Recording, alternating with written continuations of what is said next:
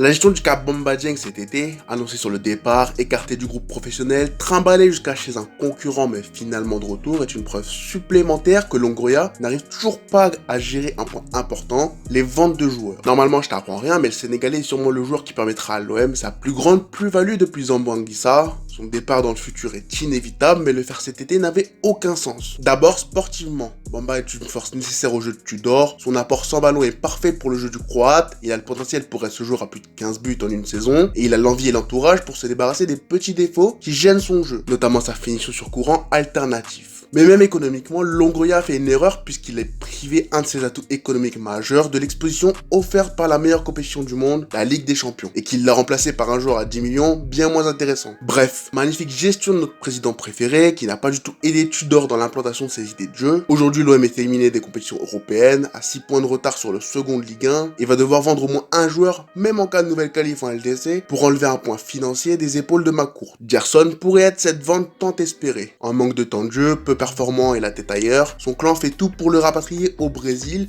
où il possède encore une vraie fanbase et un club prêt à lui faire une place. Problème, alors que le deal pourrait être simplifié par les relations entre les deux clubs, par la réduction de la somme que l'OM doit à Flamengo, le club brésilien peine encore à atteindre les 20 millions demandés par l'OM. D'autres clubs pourraient venir tenter le coup comme Séville, qui va sûrement chercher à se renforcer au plus vite pour remonter dans le classement, et dans le même temps va chercher à remplacer Isco en respectant les demandes de Sampaoli. Une vente et un départ acceptés en interne, mais qui montrent là encore que le club ne sait pas vendre, puisque le montant serait inférieur à celui dépensé pour que le Brésilien signe l'été dernier. Malgré la perte économique, ce transfert reste absolument nécessaire, mais ne pourra remplir les caisses, puisque l'argent va devoir être rapidement réinvesti. Harit, le joueur qui a porté l'équipe sur les derniers matchs, celui qui permet de porter le ballon, un créateur important de l'effectif, un des seuls joueurs capables d'éliminer par le dribble, se retrouve blessé jusqu'à la fin de saison, et son absence est un énorme frein au jeu de Tudor. Payet pourrait prendre le flambeau. Son entrée face à Monaco est une preuve qu'il peut encore apporter à l'OM, il semble plus affûté qu'en début de saison, mais difficile de compter uniquement sur lui pour un poste et un rôle aussi important, surtout à 35 ans. Une arrivée sera donc nécessaire.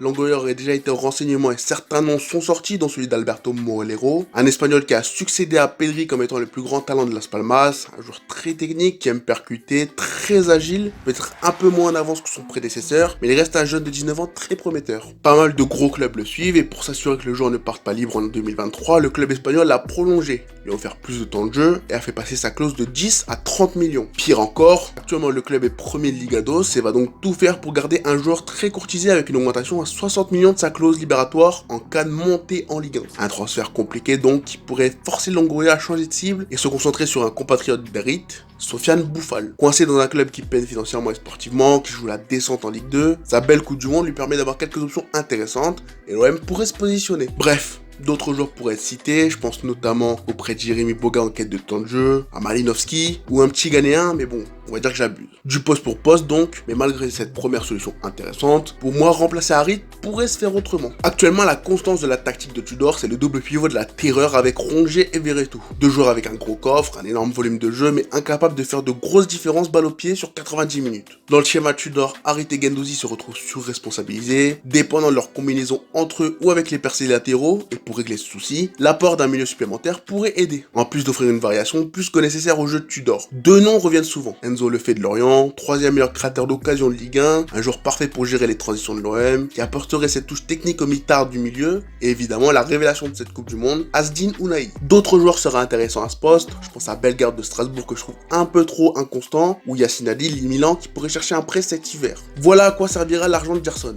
et qui explique pourquoi Suarez a rapidement été jarté au profit d'une réintégration de Dieng, plus polyvalent, dans l'espoir de renouer les contacts et tenter de négocier une prolongation en lui réoffrant du temps de jeu. Sans Suarez ni Gerson, les grands gagnants seront Under, Payet et Dieng, qui reçoindront plus de temps de jeu, et le grand perdant s'annonce encore le club qui n'aura pas réussi ni à valoriser le joueur, ni à le vendre correctement. C'est cette situation qui a donc poussé Longoria à réfléchir à deux fois dans la gestion d'un certain dossier, Leonardo Balerdi. Si ses débuts à l'OM sont assez compliqués avec un AVB qui ne lui permet pas d'enchaîner et de s'adapter à la Ligue 1, il sera un des hommes de base de Sampaoli avant de disparaître puis de se blesser. Un joueur inconstant, souvent coupable d'erreurs débiles coûtant des points, offrant de réelles occasions aux adversaires, mais un joueur prometteur. Un défenseur à l'aise balle au pied, léger, bon dans la relance et assez rapide pour ne jamais être totalement dépassé. Avec les nombreux départs et changements en défense, il semble parti pour être remplaçant, mais il réussit finalement à s'imposer. Il progresse dans les duels, réussit à performer axe gauche malgré un problème évident pour s'imposer totalement au poste. Commet toujours quelques erreurs mais fait bonne impression. Physiquement, je trouve qu'il tient mieux les duels, réussit à s'imposer mais surtout à rajouter du vice dans ses gestes défensifs, n'hésitant pas à faire certaines interventions à la limite de la faute, mais qui portent très souvent ses fruits. Bref, une évolution intéressante. Cette saison, il a joué tous les matchs, a même marqué un but en LDC, et cette nouvelle dynamique semble avoir tapé dans l'œil de certains clubs intéressés par sa venue. Maintenant, faut-il que Longoria accepte de lâcher Balerdi? La question est assez difficile à répondre.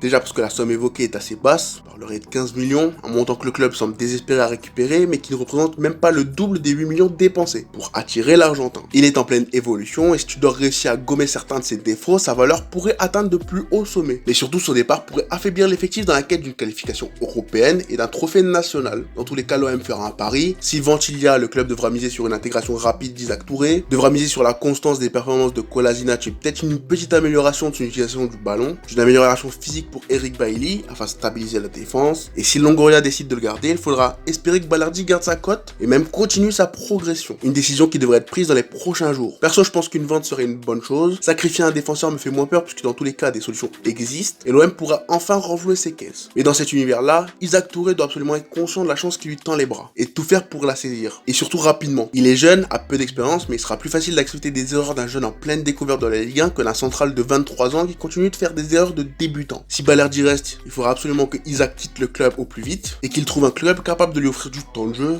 de l'accompagner et évidemment trouver un autre joueur à vendre d'ici la fin de saison pour renflouer ses caisses. Voilà donc comment l'OM compte gérer son mercato hivernal, mais d'autres problèmes devront être réglés avant le début de la prochaine saison. Le jeu de Tudor est très exigeant physiquement, dépend beaucoup de la qualité des pistons, et si le duo Tavares-Klose tient à peu près la route, aucune solution digne de nom n'existe pour les faire souffler. Issa Kabore est un échec, il n'est pas un piston, et des remplaçants devront être trouvés, que ce soit au cours de la saison ou à la fin, avec, on le rappelle, la fin du prêt du Portugais en fin de saison. D'autres problèmes devront être gérés comme les problèmes de finition des 3/4 de l'effectif, la gestion de Simon Ngapando Ntembu, l'incapacité de l'effectif à enchaîner demi-temps de qualité, et peut-être aussi l'ajout de certains joueurs plus techniques au milieu. Des problèmes que Longoria et Tudor devront régler d'ici la prochaine saison. D'ici là, Suarez et Milik devraient avoir renfloué les caisses, tout comme cette participation en Europe, et on l'espère, la nouvelle qualification à la prochaine phase de poule de LDC.